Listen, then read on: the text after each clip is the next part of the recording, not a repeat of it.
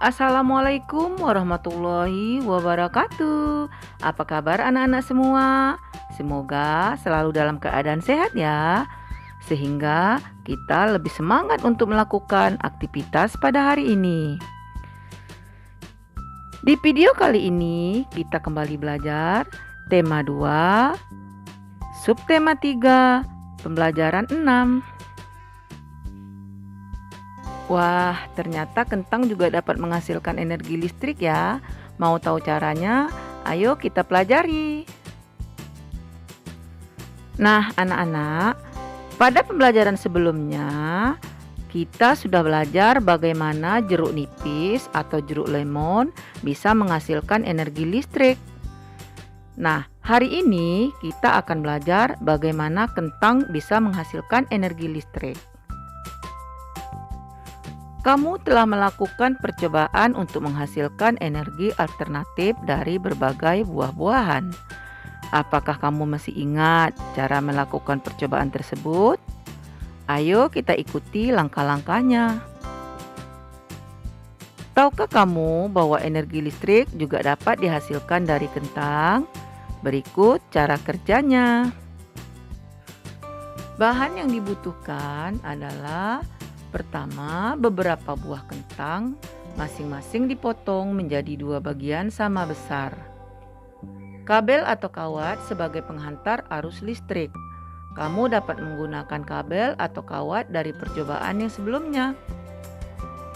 1 buah bola lampu senter, penjepit buaya, dan seng dan logam atau koin kuning dan putih sebagai kutub positif dan negatif. Cara membuatnya: pertama, tancapkan seng dan logam pada kentang yang sudah dipotong. Kemudian hubungkan seng dan logam menggunakan rangkaian kabel atau kawat yang telah dipasang pada penjepit buaya dan hubungkan pada bola. Nah, sangat mudah ya anak-anak. Anak-anak semua dapat mempraktekkannya di rumah masing-masing ya. Kita mempunyai kewajiban untuk menghemat energi yang jumlahnya sangat terbatas, karena energi tersebut suatu saat akan habis. Selain menghemat, kita juga mempunyai kewajiban untuk terus-menerus mencari cara untuk menciptakan energi alternatif, agar kebutuhan akan energi tetap dapat terpenuhi. Anak-anak, berikut ini adalah kewajiban dan hak kita terhadap lingkungan. Kewajiban kita terhadap lingkungan adalah menjaga kelestariannya. Salah satu caranya adalah memanfaatkan energi alternatif yang ramah lingkungan. Misalnya, menggunakan kendaraan berbahan bakar listrik atau gas, seperti mobil listrik dan mobil tenaga surya.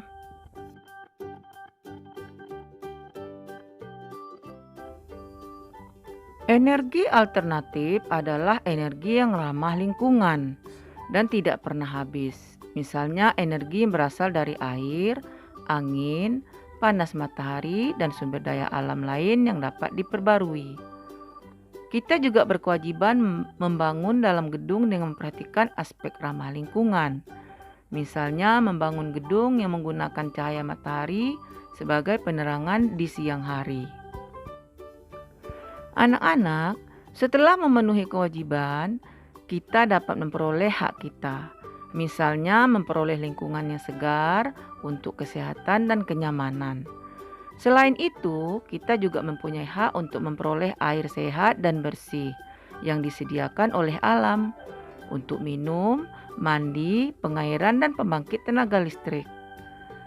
Selain itu juga, kita juga mempunyai hak untuk memperoleh sumber daya alam untuk memenuhi kebutuhan. Misalnya dari tumbuhan dan hewan yang merupakan sumber energi atau tenaga. Nah, sebelum memperoleh hak kita terhadap lingkungan, mari kita laksanakan kewajiban kita terlebih dahulu. Anak-anak, mari kita menjawab pertanyaan-pertanyaan berikut ini. Pertanyaan pertama, apa saja kewajiban kita terhadap lingkungan? Nah, kewajiban kita terhadap lingkungan adalah menjaga kelestariannya dengan cara memanfaatkan energi alternatif yang ramah lingkungan. Kemudian, tuliskan 3 contoh sikap ramah lingkungan. Menggunakan mobil listrik, menggunakan panel surya, dan menggunakan sepeda tenaga listrik. Pertanyaan berikutnya, mengapa penggunaan energi alternatif merupakan salah satu bagian dari tanggung jawab kita? Jelaskan. Karena menggunakan energi alternatif memiliki efek ramah lingkungan dan tidak menimbulkan polusi, sehingga lingkungan bisa tetap terjaga dan sumber energi konvensional bisa lebih hemat untuk generasi masa depan.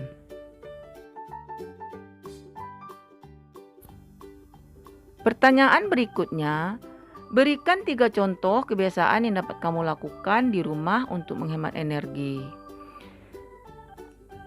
Berjalan kaki untuk pergi ke lokasi yang dekat, menggunakan kendaraan umum saat bepergian jauh, mencabut alat elektronik dari stok kontak saat tidak digunakan, dan masih banyak contoh yang lain lagi. Mengapa kita harus melaksanakan kewajiban terlebih dahulu sebelum mendapatkan hak terhadap lingkungan? Karena melaksanakan kewajiban adalah sebuah keharusan yang semestinya dilakukan sebelum menuntut hak.